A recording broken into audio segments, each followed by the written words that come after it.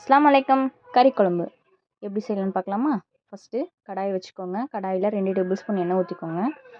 எண்ணெய் ஊற்றிட்டு எண்ணெய் காஞ்ச உடனே பட்டை, லவங்கம் இதெல்லாம் ஒன்று ஒன்று போட்டுக்கோங்க. ஸ்பைசஸ் எல்லாத்தையும் போட்டுட்டு வெங்காயத்தை அரைச்சி சேர்த்துக்கோங்க. அரைச்சி நல்லா பச்சை வாசனை போகிற அளவுக்கு வதங்கணும். இந்த அளவுக்கு வதங்கணும். வதங்கின உடனே இஞ்சி பூண்டு பேஸ்ட்டு போட்டுக்கோங்க. அதுவும் பச்சை வாசனை போகிற அளவுக்கு வதக்கிக்கோங்க. நல்லா வதங்கணும். பச்சை வாசனை போனால் தான் இஞ்சி பூண்டோட டேஸ்ட்டு வந்து நல்லாயிருக்கும். அப்படியே இல்லாட்டி பச்சை வாசனை அடிச்சிக்கிட்டே இருக்கும் இஞ்சி பூண்டு டேஸ்ட்டு. இஞ்சி பூண்டு வதங்கின உடனே தக்காளி, அதுவும் ப்யூரி பண்ணி தான் வச்சுருக்கேன். அந்த ப்யூரியை தான் நம்ம ஊற்ற போகிறோம். ப்யூரி பண்ணிவிட்டு நல்லா அந்த வெங்காயம், இஞ்சி பூண்டு அதோடு சேர்த்து நல்லா வதங்கி வரணும். நல்லா மிக்ஸ் ஆகிட்டு நல்லா வதங்கி கொதி வரணும். இந்த அளவுக்கு பாருங்கள். இந்த அளவுக்கு கிண்டி விட்டுட்டு இந்த அளவுக்கு கொதி வந்த பிறகு நல்லா இந்த அளவுக்கு வந்திருக்கும் பாருங்கள். நல்லா கொதி இருக்குது. இதுக்கப்புறம் மிளகாத்தூள் சேர்த்துக்கோங்க. உங்கள் காரத்துக்கு ஏற்ப மிளகாத்தூள், ஒரு அரை ஸ்பூன் கரம் மசாலா, தேவையான அளவு உப்பு சேர்த்துக்கோங்க. மஞ்சத்தூள் 1/4 ஸ்பூன் சேர்த்துக்கோங்க. சேர்த்துட்டு எல்லாத்தையும் மிக்ஸ் பண்ணுங்கள். தக்காளி, வெங்காயம் அந்த எல்லாமே சேர்த்து இந்த மசாலாவும் பச்சை வாசனை போகிற அளவுக்கு நல்லா வதக்கிக்கோங்க.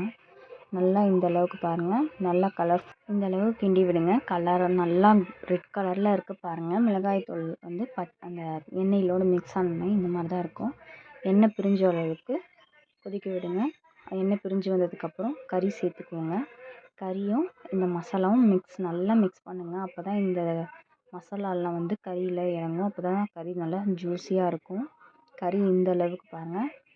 எல்லாமே மசாலாவோட ஒன்று சேர்ந்து கிண்டி விட்டு ஒரு கொதி வைக்கணும். ஒரு கொதி வந்த பிறகு உங்களுக்கு தேவையான அளவுக்கு தண்ணி சேர்த்துக்கோங்க. குழம்பு என்ன கன்சிஸ்டன்சியில் வருதோ அந்த அளவுக்கு சேர்த்துக்கோங்க.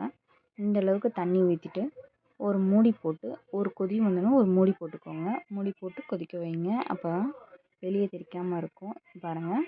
இந்த அளவுக்கு தண்ணி ஊற்றுனதுக்கப்புறம் கொதி வேணும். மூடி போட்டுக்கோங்க. கொதிக்கிறத இந்த அளவுக்கு கொதிக்கும். நல்லா கொதிக்குது பாருங்கள். கறி இந்த மாதிரி கொதிச்சா தான் கறி நல்லா வேகும். இந்த அளவுக்கு கொதிச்சதுக்கப்புறம் கசகசா பேஸ்ட் பண்ணி வச்சுருக்கேன். அந்த பேஸ்ட்டையும் ஊற்றிக்கோங்க. நல்லா கிண்டுங்க. அப்போ தான் குழம்பு நல்லாயிருக்கும்.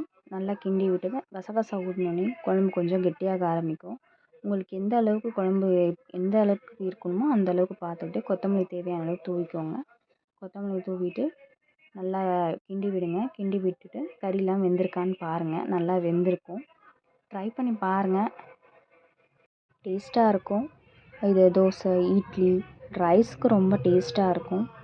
இதை செஞ்சு பாருங்கள். சப்ஸ்கிரைப் பண்ணாங்க சப்ஸ்கிரைப் பண்ணுங்கள். Tata, bye bye.